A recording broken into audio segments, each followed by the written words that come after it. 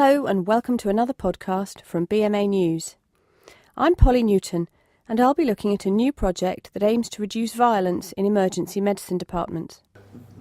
Every year, aggression against staff costs the NHS more than £69 million. And every day, more than 150 health service employees in England are physically assaulted.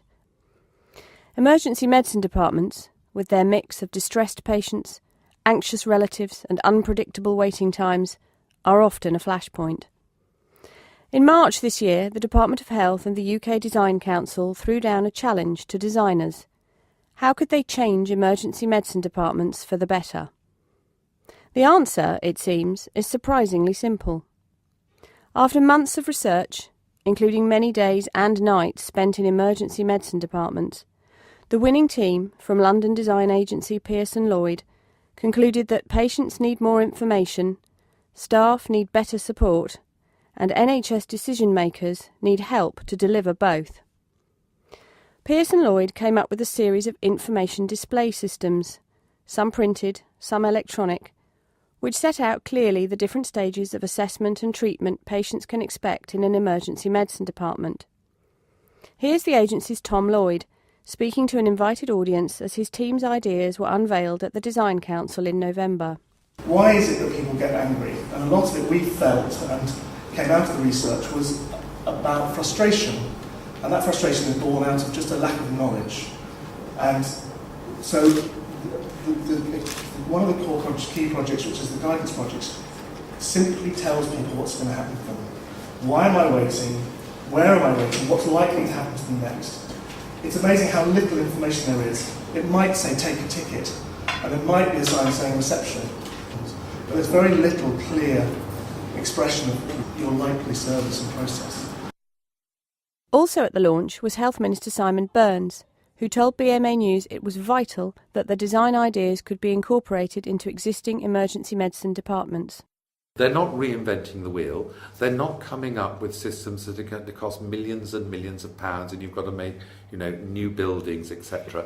It is taking the existing structures and putting in what is in some ways, a very simple solution. Mr. Burns said it was particularly important that patients knew from the outset they would not necessarily be seen on a first-come, first-served basis. Now, some people don't understand that, and they may have been sitting there with their families for some time, and they suddenly see someone who's come in long after them, who is then being ushered forward to be looked at, and that can build up resentment and anger, but it's through ignorance. So if you can have a system where people understand what's going on, they're kept informed, whether it's on boards or signs on the wall, or with televisions that have lists of the different categories of patients there awaiting treatment.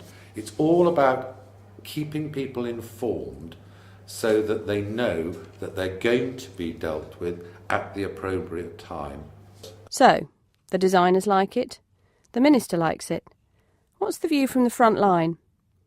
John Hayworth is an emergency medicine consultant at Southampton General Hospital, one of 3 sites where the designers carried out their research. Dr. Hayworth, immediate past president of the College of Emergency Medicine, admitted there was some scepticism initially among the clinicians who were involved with the project.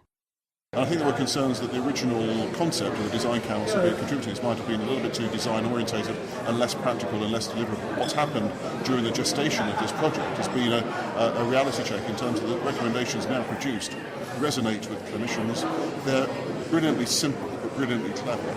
And with all simple things, the work to get to that point has been immense. So we are confident that they will make a difference. This doesn't seem like rocket science, though. Surely someone has thought of it before. Well, up to a point. Dr. Hayworth again. Well, I think we've known that there have been some of the solutions are reasonably straightforward. I think there's been a lack of collective response to this. There's been some piecemeal work, and in some places that's been seen to make a difference. There hasn't been a collective, national, if you like, evidence-based, thoroughly researched strategy that people can then be confident that if we do this in our department, it will make a difference. And so this is a great opportunity to have like a standardised approach to making a difference, confident that it will change things for the better.